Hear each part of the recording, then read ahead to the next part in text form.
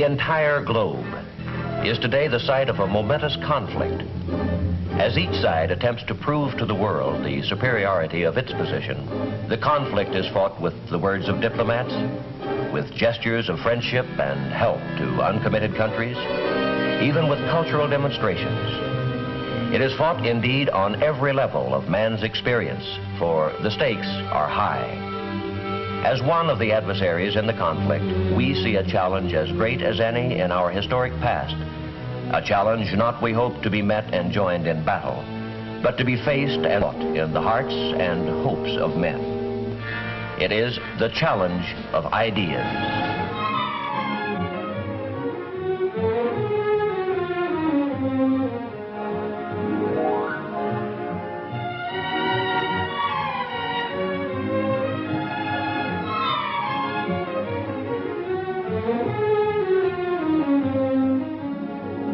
Bites, its dosage can be gargantuan, and then she talks about how she likes the word gargantuan. Doesn't get a chance to use it in a sentence often, except when telling somebody how the snake that she hid in a pile of money will kill him. Right. I mean, how often do you get to use the word gargantuan? Well, I've never hidden a black mamba in a pile of money, and so I've never had that opportunity to use the word gargantuan. Should we do an intro for the second part? Okay.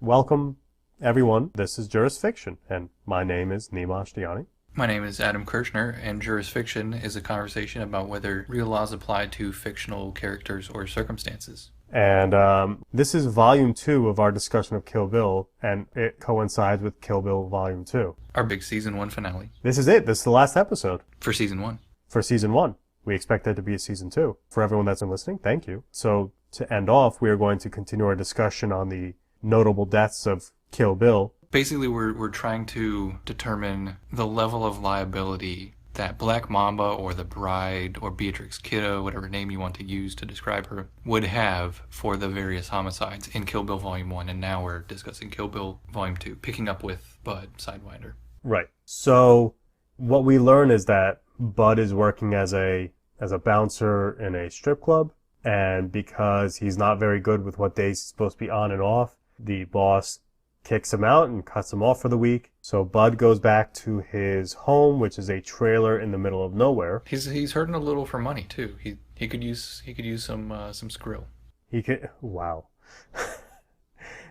You have been saying some stuff today.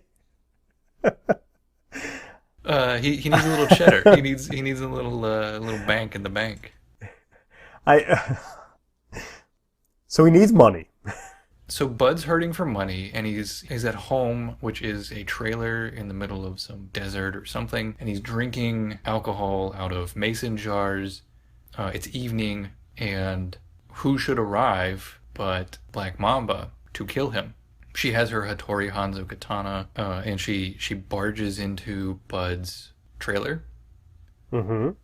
But Bud is not as stupid as he looks and behaves. He anticipated Black Mamba's assassination attempt, and he shoots her with a buckshot, right, just to stun her, to stun Black Mamba. There was something in it. There was salts in it. I guess that's what it was. Yeah, it was a non-lethal shotgun blast. It was a non-lethal shotgun blast, and I think he put salt in it because when it pierces skin, it's gonna burn. Mm-hmm. So he wanted it to harm her. So he shoots her with the buck. Yeah. She flies off, and I guess she's knocked out at that point. She comes to, and she's all tied up. She gets buried alive. And then she remembers her training with her old master, Pai Mei, who abused her for a while and didn't like women and all this other stuff and trained her. But it was tough love, right? He knew... He's like a law professor, basically, except he doesn't teach her legal practice. He teaches her martial arts. But you'll need to be prepared for extremely adverse situations. You're going to have to be able to transcend, your present limitation. You're going to have to be able to punch through walls and still use your hand as ordinary when you eat food. Right. And instead of freaking out that she's buried alive, she has a way out. And she puts her hand to the top of the coffin and starts giving the short punch, which then miraculously allows her to punch through 6 feet of dirt, and she makes her way to the surface. While she's doing all that, Bud's talking to L, or California Mountain Snake. Bud calls L. And he has the new Hattori Hanzo sword that Beatrix had. Yeah. He took her sword and says, I got this brand new Hattori Hanzo sword. And she says, no, that's impossible. There are no more. He goes, well, he made one more. They strike up a deal that she'll go there and pay him for the sword. $1 million. $1 million. Elle goes to the trailer. They're talking. He shows her the sword. She shows him the money. As he's collecting his money, he picks up some of it. And all of a sudden, whoa, there's a snake in the money. It's a black mamba. It's a black mamba, which apparently is the most venomous snake ever or something. It then lashes out and bites Bud on the face a couple times, and he's having a bad day. And then as she gathers up her money, takes the Hattori Hanzo sword and starts walking out, 2 dirty-looking feet fly at Elle. And those 2 dirty-looking feet are the escaped dirty-looking feet of the bride. Yeah, so Elle has Beatrix's Hattori Hanzo katana. Yep. Beatrix has a lot of dirt all over her, right? She has no weapon with which to defend herself initially. You're right. So they do a little hand-to-hand combat, a little grappling hands. Oh, and then Elle tries to take the sword out, but it's like a very narrow hallway or something like that, and so she can't get it out. It's a trailer. I mean, like, it's a trailer. Good luck having a sword fight in a trailer. But I think eventually she gets the sword out, and Beatrix pulls an antenna off of Bud's TV. Yeah, like rabbit ears or something. Yeah. Yeah. So she pulls an antenna off of TV and starts whipping at Elle, and they have a sword clash. So they fight. Then Beatrix runs to a different room, sees that Bud's Hattori Hanzo is still there. So they fight some more. Right. By the way, all the while, Elle is wearing her trademark eye patch because she has only one eye. She only has one eye. At this point. Elle, all of a sudden, is in a lockup with Beatrix. They both have their swords, and they're pushing. They're both struggling. And then, out of the blue, Beatrix snatches out Elle's other eye and drops it on the ground. And Elle is screaming around in pain and writhing around and everything, cursing and whatnot. So a lot has happened here. A lot of stuff has happened in this one trailer. A lot of action in a little tiny place. The first thing that happened was Bud. So Beatrix was going to sneak into Bud's place. She kicked in the door, and then Bud shot her with the buckshot. Right, so Beatrix arrived with malice aforethought. She intended to kill Bud. Right. She had a sufficient amount of time to decide, oh, well, maybe it's not a good idea to kill Bud. After she wrote down on a list, dear self, I sure would like to kill Bud. Nevertheless, She arrived and she attempted to kill Bud. Yes. She did not succeed because Bud knew that she was coming and he defended himself and ultimately buried her alive. Right. So, if we look at now these two, does Bud have any liability? Does Bud have any liability? Well, let's dispense with Beatrix first, and then quickly, and then we'll do Bud, right? That's fair. So Beatrix was, as you said, had her list. Dear Santa, here's who I want dead. So she goes in with the sword, ready to kill, and she ends up getting shot. So she did not succeed in killing Bud. But she had malice aforethought. She entered the trailer with the intent to do so. Right. And arguably there was a physical motion that, if it continued, could have led to the ultimate death of Bud, which would be homicide, right? If a person kills another person, that is homicide. Yes. And if you only attempt to do so, it is attempted homicide. Yes. So she does not kill Bud, but let's say she had. What would you think she would be found guilty of? If she had killed Bud? Well, Yes. that would be murder one, right? Malice aforethought. Murder one. And the result of her actions was the death of Bud. Exactly. But that didn't happen. She planned it out, everything else. If she killed him, murder one. It didn't happen. He defended himself. Mm-hmm. He was ready to go. Shot her. So attempted murder. She would get attempted murder. Yeah. Exactly. She would get attempted murder for trying to shoot him. Yeah. So then the next question is Bud. Right. So the shotgun blast, the buckshot with the salt. Right. Self-defense. That's absolutely. Yeah. So she did not die. So the charge would not be. I mean, at most, it would have been attempted murder. It would have been right. But the justification for that homicide is she showed up to kill me. So he would claim self-defense, and since she had a sword in her hand and was clearly a lethal weapon. To kill a lethal weapon, yeah, he was justified in using a shotgun or any other type of lethal weapon himself to kill her. But he did not. He actually replaced the shots with rock salt, I think, specifically to injure her. Yeah, so mitigating factor. Not only was it justifiable, he also introduced some mitigating factors to further lower his liability to the extent that there was one at that point. But that's not the end, right? The end is not he incapacitates her. He then buries her alive.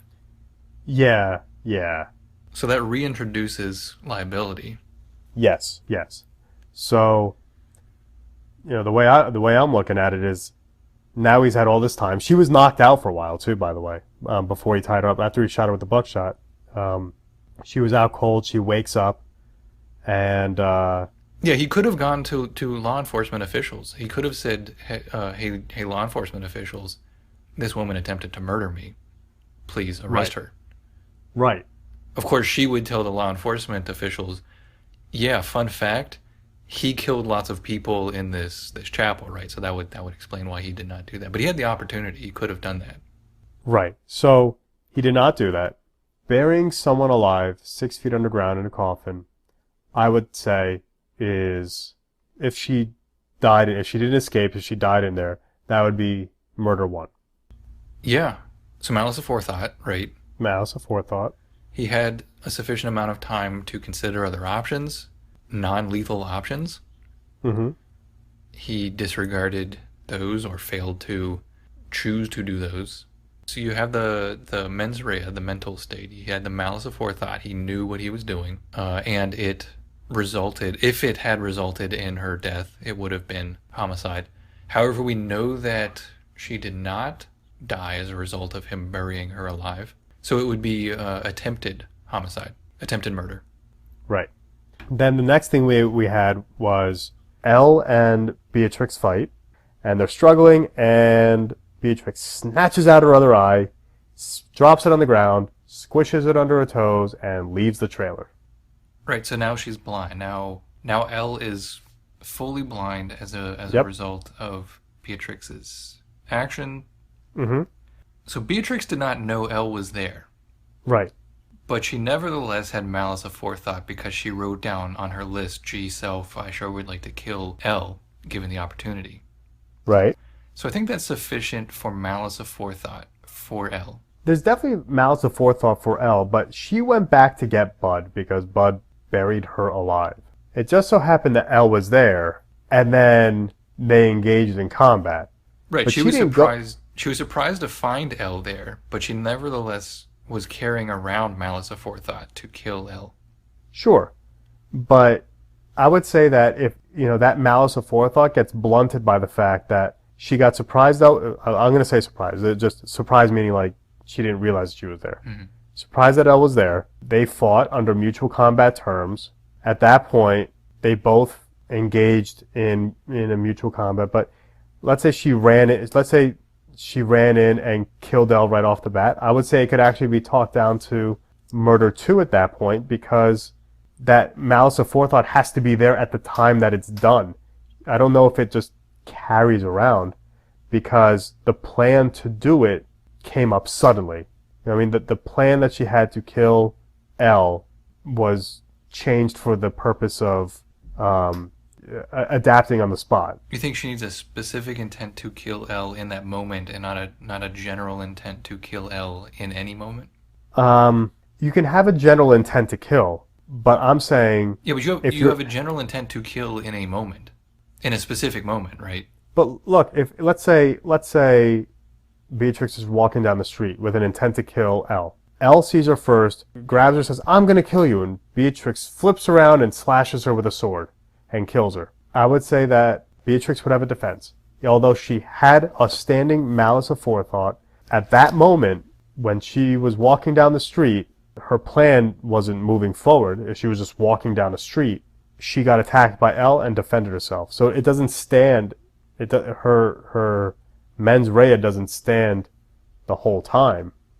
Well, regardless of whether we agree about the mens rea, I think we can agree about the actus reus. Yes. Which would not rise to the level of homicide. No, eye block is not homicide. Right? Yeah. It would be battery. It would be a battery. That's right. Beatrix blinds Elle by removing Mm-hmm. her remaining eye Right. and destroying it and, everything. Right. Right. Beatrix may have known that there was a black mamba in there. I think it like hissed at her at some point. When she was walking out, I think she did. Yeah, so she knew or should have known that there was a venomous snake in the trailer. Even if What? I think Elle even told Beatrix, by the way, I poisoned Bud with a black mamba. Okay. So she was on notice, right, that there was a venomous snake nearby. Right. But the act of blinding a person by removing their last remaining eyeball is not murder. It's not attempted murder. You're not going to die from blood loss from an eye socket, I don't think. So taken in isolation, that would not be attempted murder. It definitely is bodily injury, but it's not necessarily severe bodily injury. It's a material bodily injury to blind a person, to permanently blind a person, but it's not a fatal bodily injury. No. So I think we agree that she doesn't kill her. It would be a battery. They did engage in a mutual combat, but it's a battery to pluck out someone's eye. Mm-hmm. Now, what happens? She even leaves the door open when she leaves, right? I think the wind swings it shut. Yes. The door is ajar. The, But she leaves the door wide open when she walks out. So for all she knows, the snake could leave. Elle could somehow crawl out without the snake biting her. I think there's too many possible situations that could have happened to hold Beatrix liable under any level of homicide, attempt, or anything resulting from plucking the eyeball out. For me, at most, it's battery. It is battery, and at most, it's battery. now, let's say Elle got bit by the black mamba in the trailer. The one that Elle brought to the trailer? The one that Elle brought to the trailer. Self-inflicted wound? Or something akin to that? I'd agree with that. I don't think that Beatrix had any responsibility in regards to that snake in the trailer. Yeah, I agree. I'm good with that. So the last one is Bill, right? Yeah, the snake charmer. Snake charmer, yeah. By the way, he is a very charming snake charmer. That's an apropos, nom de guerre for Bill. Oh, you're a fan, huh? Of Bill? Of Bill? I mean, he is a charming person. The character of Bill is a charming person. I'll agree with that. He is. So, after plucking out Elle's eye, she then goes on a search for Bill, goes to Mexico, I believe, and meets a man who was like, she called one of Bill's adoptive fathers. And this guy pretty much rats him out and says, all right, here's where he is. Mm-hmm. But then also says something like, he's waiting for you. Well, yeah, because Sophie told him.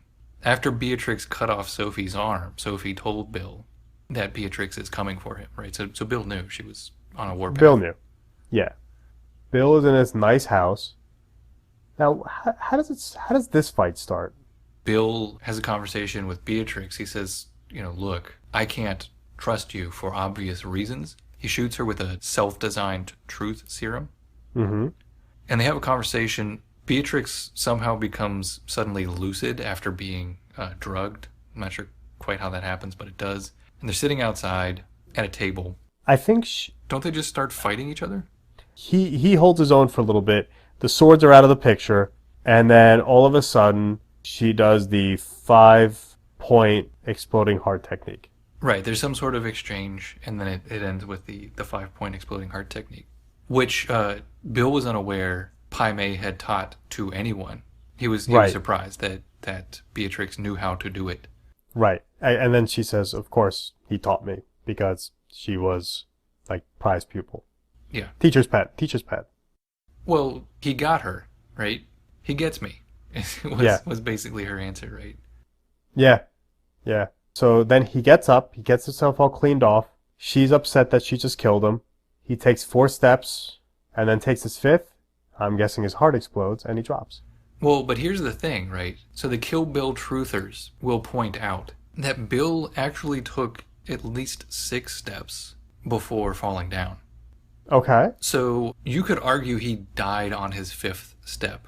By the way, so just so everybody's on the same page, the 5-point exploding heart technique is basically you strike 5 pressure points, hence 5 point. Whenever the victim takes 5 steps, their heart explodes and they die, according to myth. Mm-hmm.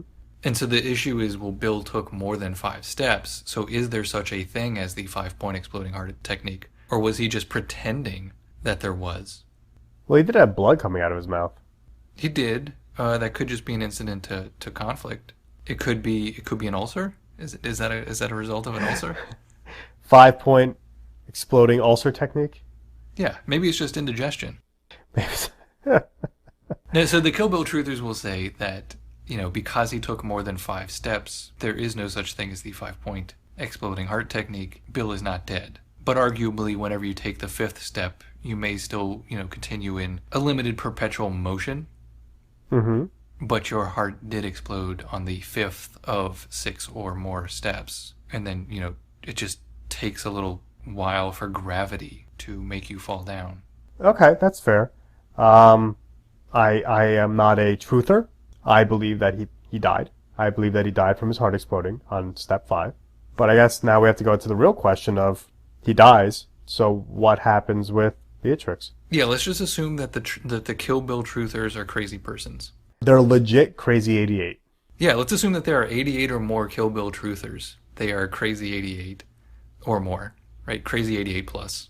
So Bill's dead. He died from the exploding palm technique that was done by Beatrix. Mm-hmm. Beatrix gets caught. Now what?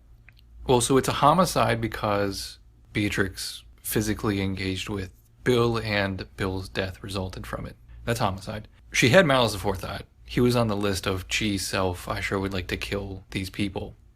Mm-hmm. Right? I think he was like the biggest. She had like the biggest lettering, I think, for Bill. Yeah, all capitals. Yeah.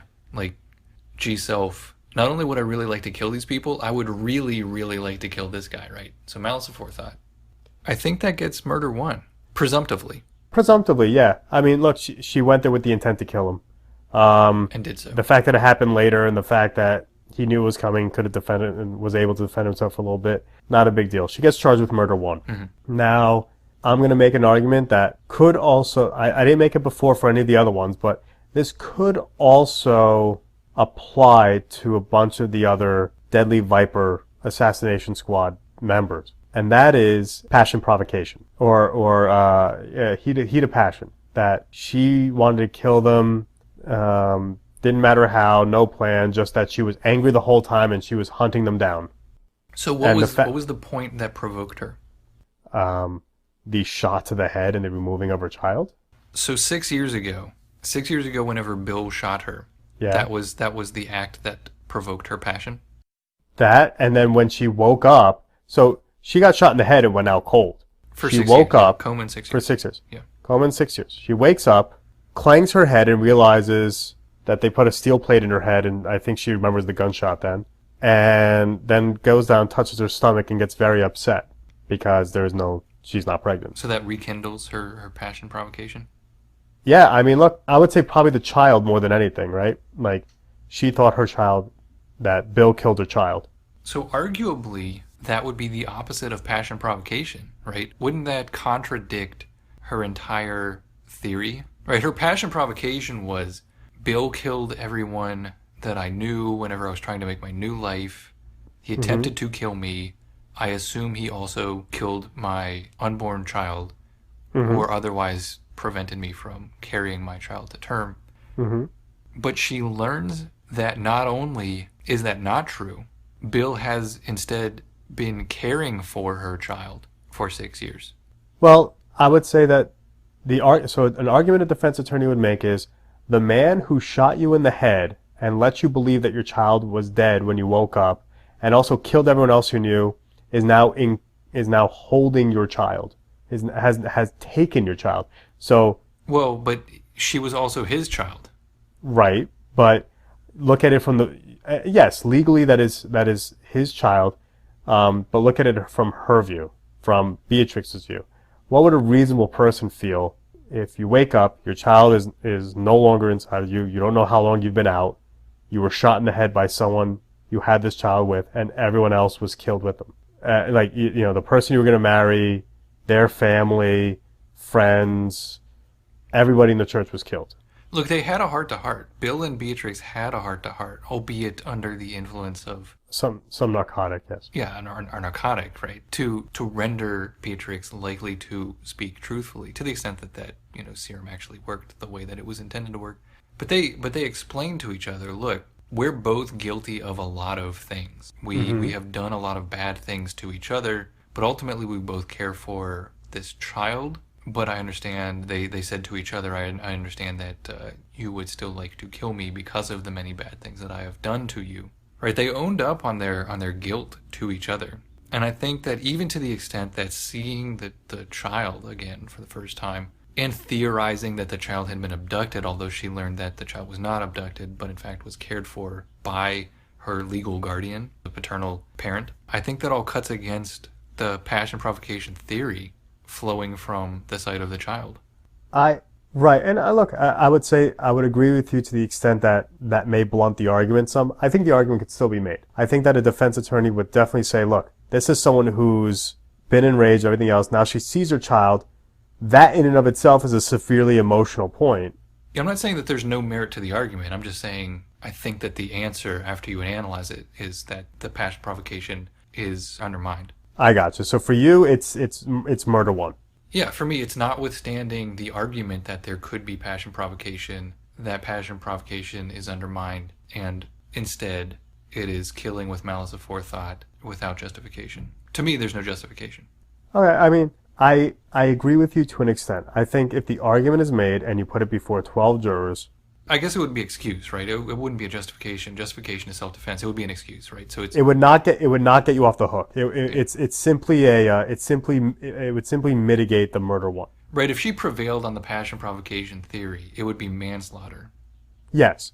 Now the only way you get off for murder is if it's a perfect defense. Right. Perfect self-defense, rather. Right. Self-defense would be justification and therefore no liability. Passion provocation would be an excuse and therefore manslaughter as opposed to murder one or murder two. But for me, I don't agree that ultimately the passion provocation argument, although possibly meritorious, should prevail. And therefore I do not agree that it should be excused as manslaughter instead of murder in the first degree. Well, I guess I should expect this from a ghost rights advocate. Well, I'm a snake charmer advocate too. And I'm not saying that everything Bill... I'm not saying that Bill can do no wrong. Bill did a lot of wrong. What I'm saying is Beatrix also did a lot of wrong. And in this case, I would hold her liable to the fullest extent for murder in the first degree. Oh, okay. I see that Snake Charmer's charming ways have charmed you. He's the man. He's... I mean, he's a criminal man, but he's the man. I see where your loyalties lie. Justice? Equity? It lies somewhere. I don't know if those are the words for it. But I think, have we gone through all of them? Bill was the last one, right? Yeah, we disagree on a few issues here. So once again, we would love to hear what the audience has to say about the argument. Yeah, I mean, let us know, like, are there any factors that we missed? Other sides that we, aside from just passion provocation or murder one, do you side with one of us? Hey, Adam, do you realize we just finished our first season? Huzzah. Huzzah indeed. That we can agree on. We will be back for season 2 soon. More news to follow. In the meantime, we, as always, are on Facebook, Jurisfiction, Twitter at Jurisfiction1, Instagram, Jurisfiction, also on YouTube. And don't forget our website. We have all the episodes posted there, and you can watch them all from start to finish. You can binge watch Jurisfiction Season 1. In fact, I think that's the best way to spend your time between Seasons 1 and 2. And that website is www.jurisfiction.net. Thanks for listening. And thanks for following us through Season 1.